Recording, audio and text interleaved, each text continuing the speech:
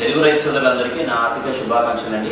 నా పేరు బైరెడ్డి కిరణ్, విలేజ్ పాతర్లపల్లి, మండలం వెల్లంతకుంట, జిల్లా కరీంనగర్. మీకు ఈ సంవత్సరం రబీ సీజన్లో నేను సాగు చేసిన ఒక వరి విత్తనం గురించి మీకు చెప్పబోతున్నాను. ఇది రీసెర్చ్ వెరైటీ అండి, చాలా మంచి వెరైటీ. నేను ఇంచుమించు మా విలేజ్లో ఒక 50 ఎకరాల దాకా సాగు చేయించానండి.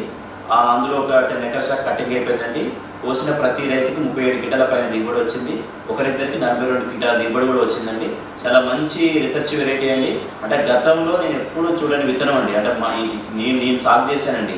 మా భూమిలో కూడా ఎప్పుడు ఇలా లేదు. మామూలుగా వరి మామూలుగా మనం వేరే అదే వేపర్ సెగ్మెంట్లో వేరే వరి చూస్తే దానికి గింజలు వచ్చేసి 150 నుంచి 180 ఉంటున్నాయి.